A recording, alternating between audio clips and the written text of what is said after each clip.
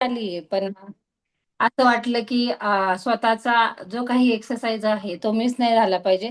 आणि मिस नाही झाला पाहिजे ते 4 वाजल्यापासून जाग आली. आणि नक्कीच स्पॉटलाईट करण्याची संधी दिली गावले सरांनी. Thank you so much. झूमच्या माध्यमातून जरी आपण माहेरी आलो असलो तरी आपल्या नवऱ्याची आठवण आली तरी 4 वाजता 5 वाजल्यापासून आपण आपल्या मिस्टरांचा चेहरा बघू शकतो, जे की मी गावले सरांचा बघितलाय.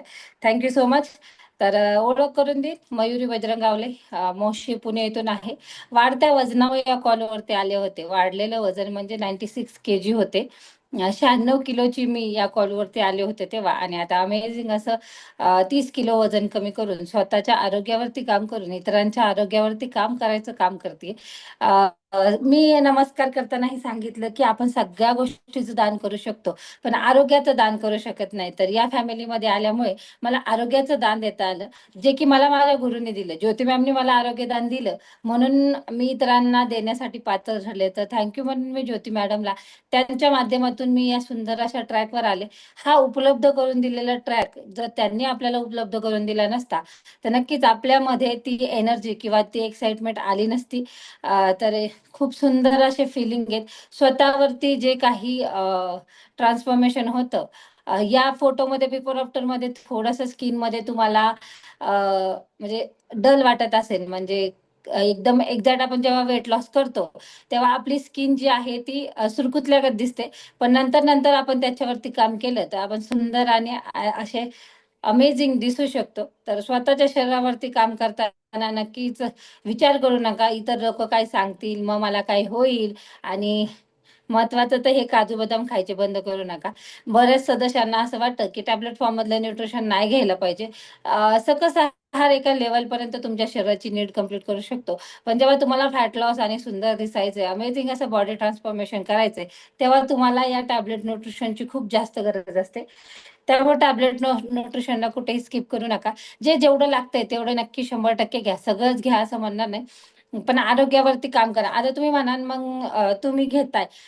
मी माझ्या आईकडे येताना इवन 10 मिनिटामध्ये पण नाही, मी 5:30ला घरी आले आणि 5 वाजून 35 मिनिटांनी मी कॅबमध्ये होते. कॅबमध्ये बसताच्या अगोदर मी हा विचार नाही केला की माझी कपडे घ्यायची का नाही. मी हा विचार केला की माझा सकस संतुलित आहार, जो की मला गरजेचा आहे, माझं जेवण, माझा डब्बा कुठेही कॅरी करणं गरजेचं आहे. तर मी पहिला तो माझ्या बॅगमध्ये टाकला की चुकून विसरू नये. ऍक्च्युली शूज विसरले, पण थँक्यू म्हणेन मी परत एकदा देवा वेलनेस फॅमिलीला.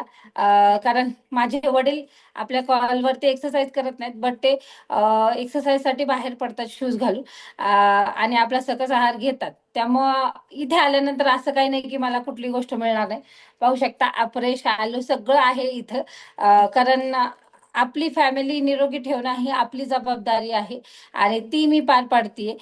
त्यामुळे वडिलांना पण थँक्यू, त्यांनी त्यांच्या शुगरवरती मात केली आहे आणि अमेझिंग असं त्यांचं जे काही डिसऑर्डर होते ते मुक्त झालेत आणि खूप छान फील करतात. आणि त्यांच्या शूजच्या माध्यमातून मला आज स्पॉटलाइट एक्सरसाइज करायला मिळाला. जर शूज नसते तर 100% मी स्पॉटलाइट केलाच नसता. कारण आपण इतरांना सांगतो आणि आपण चुका करतो, तर आपण कुठेही चुकीच्या पद्धतीने कोणाला मार्गदर्शन करू शकत नाही. तर आपली फॅमिली कशी निरोगी करता येईल आणि आपण स्वतः कशी निरोगी होता येईल याच्यावरती फोकस करा. कोण काय म्हणतंय त्यापेक्षा ज्यांनी केले त्यांच्यावर विश्वास ठेवून करा. 100% तुमच्यामध्ये बदल झाल्याशिवाय राहणार नाही. तुमच्या शरीरामध्ये बदल होणारे, विचारांमध्ये बदल होणारे, आचारांमध्ये बदल होणारे आणि तुमचा माइंडसेट हा वेगळ्या दिशेने जाणार आहे. आणि तुम्ही जे काही करताय आता त्या गोष्टींमध्ये पण तुमची प्रगती होणार आहे. कारण प्रत्येक गोष्ट ही आपल्या शरीरावरती डिपेंड आहे. कारण आपलं शरीर निरोगी असेल तर आपण प्रत्येक क्षेत्रामध्ये कार्य करू शकतो. तर थँक्यू सर, मला बोलण्याची संधी दिली.